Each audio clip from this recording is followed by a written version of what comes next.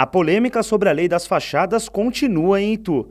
O decreto do prefeito Guilherme Gazzola, do PTB, determina as mudanças nas fachadas do comércio da cidade. A decisão, que foi publicada em abril do ano passado, limita a maneira como os comerciantes devem pintar e organizar a frente de suas lojas. A explicação é de que a propaganda excessiva atrapalha a movimentação de pedestres e que a administração municipal preza pelo bem estético e cultural da cidade. No mês passado, o decreto foi considerado inconstitucional pelo Tribunal de Justiça de São Paulo. A ação foi movida pelo Sincomércio e acatada pelos desembargadores que sinalizaram irregularidades na execução da lei. O advogado do setor, Celso Brizotti, aponta os caminhos feitos pelo sindicato. Nós analisamos, fomos nos inteirar do assunto, vimos que era um decreto do Executivo, que nem os vereadores também sabiam da existência desse decreto.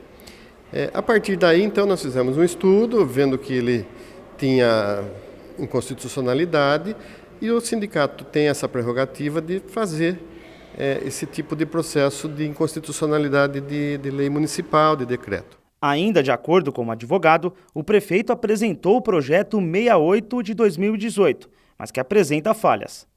Ele é uma cópia idêntica do decreto, né?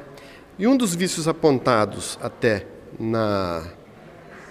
no acórdão que julgou a inconstitucionalidade do decreto é de que não houve a participação popular, não houve a consulta pública, né, as audiências públicas, conforme determina o plano diretor, a Lei 770 de 2006. A primeira votação aconteceu na noite da última terça-feira, durante sessão na Câmara Municipal de Itu.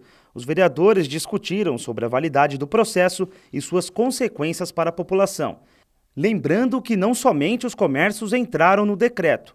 As casas localizadas em eixo histórico também precisam se adequar aos padrões exigidos. É a cor que você decidiu para sua casa ou para o seu comércio, porque você já tem impressos, você já tem embalagens numa determinada cor, mas aquela cor não está no gosto do prefeito.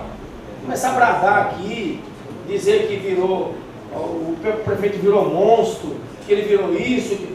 Gente, ninguém vira monstro de um dia para o outro. Durante a sessão, 7 vereadores foram favoráveis e 5 deram seu voto contrário ao decreto. Algumas emendas foram propostas a fim de revisar e analisar melhorias na lei e discutir com a população e os comerciantes no geral. A votação definitiva desse projeto de lei acontece na próxima terça-feira.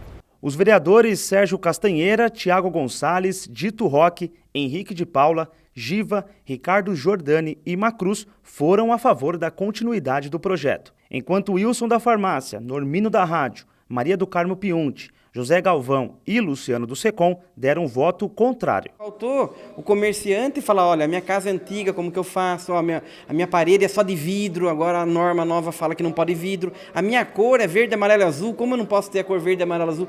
Então era esse diálogo que a sociedade podia discutir a fim de chegar a um denominador comum. Do meu ponto de vista, esse conselho foi criado na lei no final do ano passado, 2017, dezembro de 2017. Então o conselho foi criado. Na minha visão, o conselho existiu, teve as reuniões por parte do executivo com as comissões. Alguns comerciantes foram prejudicados desde que a lei entrou em vigor. Segundo eles, a ideia pode até ser válida, desde que a comunicação seja feita da maneira correta e que a prefeitura estenda o tempo dos ajustes que precisam ser feitos. Tudo que foi investido em questão da fachada foi perdido, né? Todo o material que foi gasto, todo o investimento. Um susto, na verdade, né? O pessoal da prefeitura chegar com uma multa de R$10 mil não é uma surpresa muito legal. Faltou muita comunicação entre a prefeitura e o comerciante por uma questão da gente saber o que tinha que fazer num tempo mais adequado.